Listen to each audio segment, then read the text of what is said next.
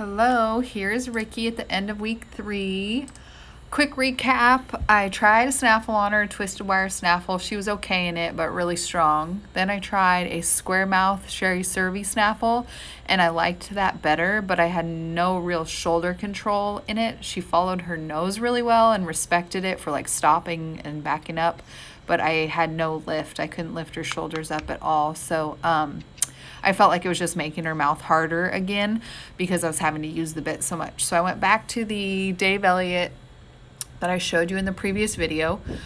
And this is still my favorite bit on her. I tried a bit very similar, but with a port mouthpiece, twisted wire with port. Oh my God, World War III. It took me a whole ride to undo her anger. She likes what she likes and respects what she respects, and God help you if you put something on her she doesn't like. So she's not one of those horses that is going to put up with much that she doesn't like, I've found. So anyways, back in the Dave Elliott, she's doing good, following her nose a lot better, stopping a lot better, backing up. She goes right into a backup now, as you can see after a stop. She's not super light mouthed yet, but I mean, you can't expect 2 years of bad habits to go away, in 3 weeks. So I think it's just going to be one of those things you have to keep working on and stay really on top of yourself and not let yourself get lazy about anything, and just make it a new habit for her to be soft and responsive. I never let her get away with not being responsive. I always carry a whip. If you nag at this horse, she just gets super dull. So I don't feel like spurs are a great option for her. I know we talked about that before. Maybe like put them on for one ride and then take them off. But the more she feels nagged at, the duller she gets. So whip seems to be working well. So here I'm just working on rollbacks and her respecting outside legs. She's gotten a ton better. There's still a little head shaking and stuff going on. But before, I mean, she would straighten her neck out completely and kind of lunge off when I would try to roll back to the right. So she's improved a lot.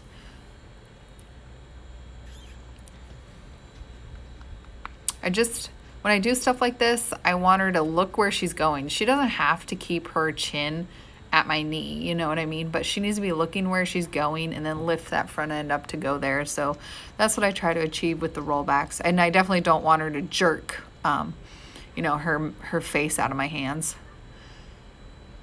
I've been doing this exercise with her and she's gotten a ton better. And again, it's just lifting that front end up and quick feet and using her hind end well and respecting outside leg.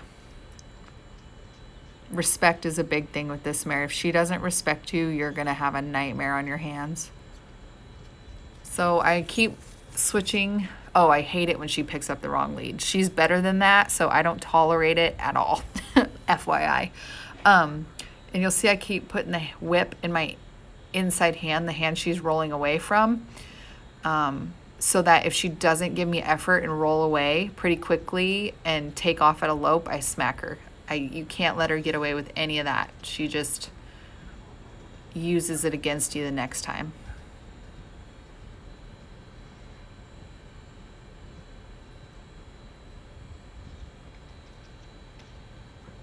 So right there, I think I smacked her. I don't have volume on, I'm sorry. I think I smacked her right there for trying to be lazy.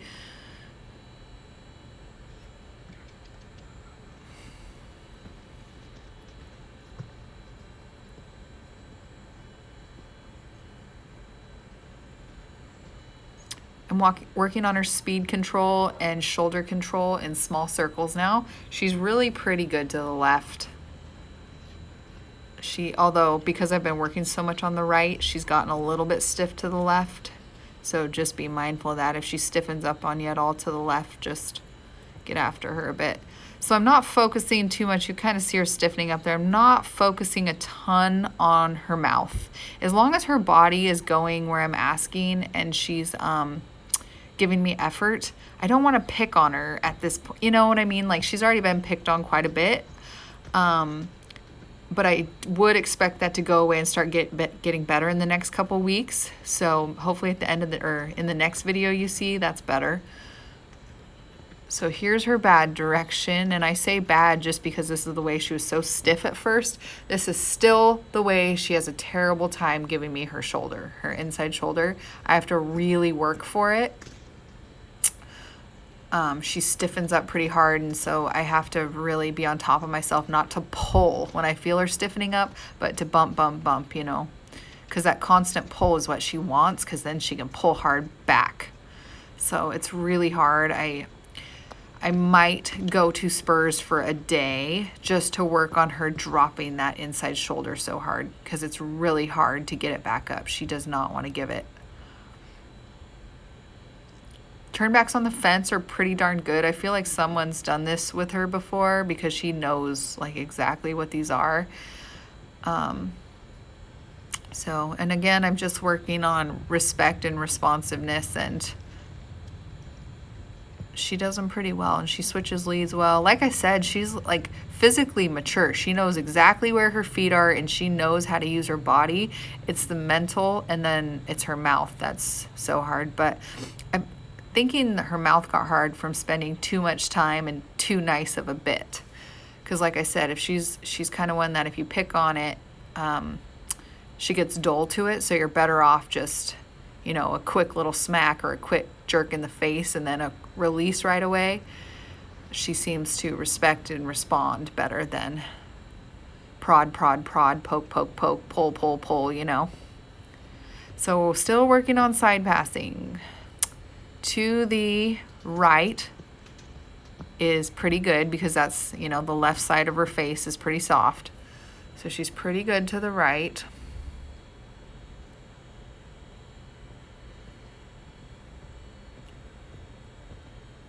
She doesn't try to stiffen up and go fast anymore either direction, which is really nice. That's a big improvement.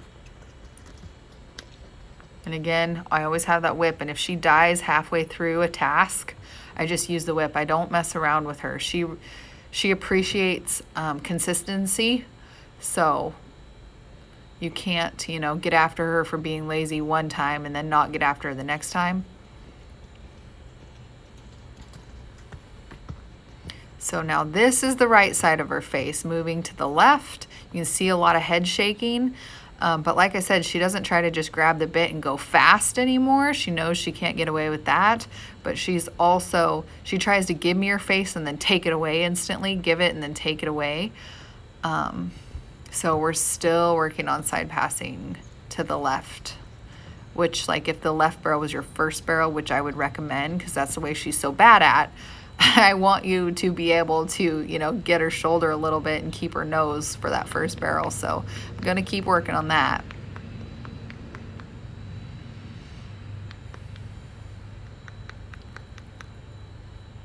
The last thing you're going to see me work on is, like I said, I'm trying to prepare her to turn a good first barrel.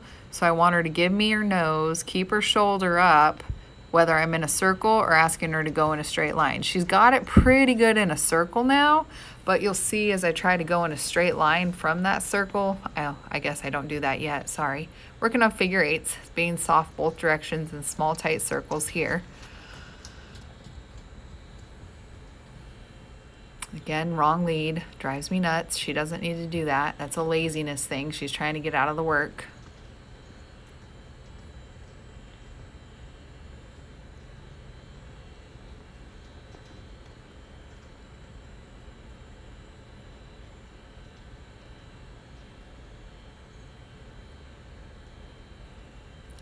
You can see I'm really keeping my hands up this way because I'm trying to keep that nose tipped a little. So here I'm going from circles to a straight line the whole time, her giving me her nose and keeping that shoulder up. She absolutely hates this. And this might be where I put spurs on so that I have some reinforcement on that right leg and can keep her shoulder up and her rib cage bent and get her to move from point A, circle A, to circle B.